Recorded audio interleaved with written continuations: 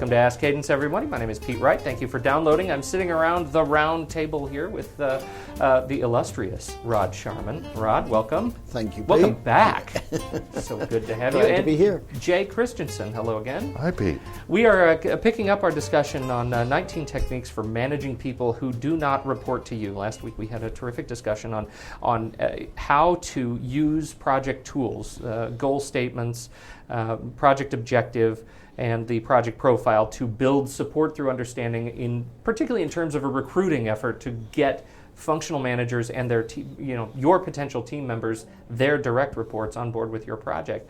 Today we're going to pick it up with, I believe, Rod. We're going to pick it up with on how to get that buy-in. Now, last week you were just wrapped up a topic that I cut you off rudely regarding how to get people to agree to their roles in supporting and actually taking action on the project.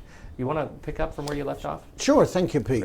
It's a topic that I always feel quite passionate about. We use these techniques to establish support, utilizing getting people to fully understand the goals of the organization or the personal goals and getting that linkage in place. And support is always a starting point. Ultimately, what we have to get to when it comes to the team and individuals is commitment. Commitment's what's ultimately needed. So there are some principles that we drive from, and we talked about the one last week where we said support comes from understanding, but we got to move that support into a commitment. The key thing about support and getting it from understanding is going to occur quite often during the planning activity with the creation of the work breakdown structure, using the cadence technique where it's a group activity that we fully understand not only the work we have to do as individuals, but also the work that's got to be done by others, and have more empathy of the challenges we're all going to have. So one of the other tools that we use to really define commitment is on the basis that says commitment must be visible and preferably graphic. And that occurs with two tools that we use, as you know, the responsibility matrix and the schedule. But before we can get into that level of commitment, we've really got to move that understanding out into two other areas, and that is to understand our roles. Understand our roles and understand what we are actually going to do on the project. Now, again, what we like to see is a clear definition of what a team member's role is. It's documented, everybody understands it, and it is shared. And then we may get into some specifics for the individuals.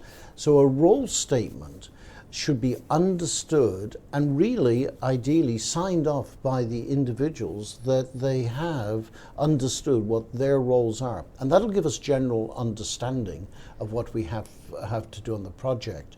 Now, the other second one, which I've already mentioned, is the use of the work breakdown structure. That really helps to cement people's understanding of what's got to be done on the project. Yes, and I would also like to say that when we are reviewing role statements, the functional manager should be involved in one of two ways. Either when they make the project assignment to the individual, review the role statements of a team member with that person then and there, so that the functional manager refreshes the individual they're assigning to the project with their role. And that way the team member and their manager both have a common understanding of what is expected of that individual. If that doesn't happen, the next best thing is for the project manager, as Rod said, and the team member define their roles as a part of the planning activity. Then then the project manager and the team member would meet at a later time to bring the functional manager into the role definitions that were established during the planning activity. This way, again, the individual and their manager are in alignment with what is expected of them as a team member on the project. To add to what Jay is saying, I think it's a very valid point you said, that as it pertains to the involvement of the functional manager. I think I see too often project managers seeing the functional managers as their enemy because they're going to steal their resources that they've committed to, etc., etc. I always encourage people to recognize that the functional manager of the team members is in essence the greatest ally that a project manager can have. And they've got to stay aligned and networking constantly with those functional managers because ultimately those functional managers have control of those resources. So if you get clarification really early on in that discussion about what the individual team member's role is, and it's understood by the functional manager, it's going to help make your life easier as you go further into the project. Because most typically, the biggest problem that people have is keeping their resources and keeping the commitments that have been made of their availability and their time. I'm wondering where that comes from. It feels like there are a few different places where that communication, that sort of triangle, breaks down between the project manager, the team member, and the functional manager. One is obviously the project manager and functional manager don't stay aligned over the course of the project.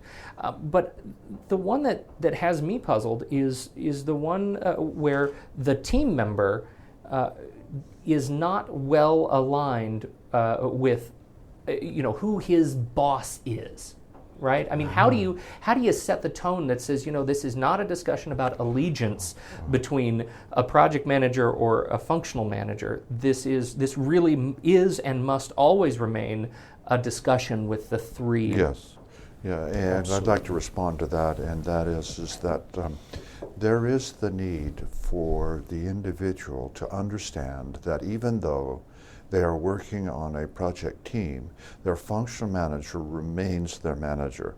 There should never be any confusion about the project manager is now my boss. Project managers should help the individual understand that project manager is not administratively managing the person, but working with their manager and working through the individual to accomplish the needs of the project. Further, and to help bring this home, the project manager may be asked to give input on an individual's performance as they are working on the project. And the basis for that input should be the job description for the team member, so that it's not an emotional discussion, so that it is also in alignment with what the function manager believes that individual should be doing. But the project manager is truly managing within scope of the project and that individual's role on it. Yes, and to go back to your original question, Pete, it must be fully understood that this is a borrowed resource.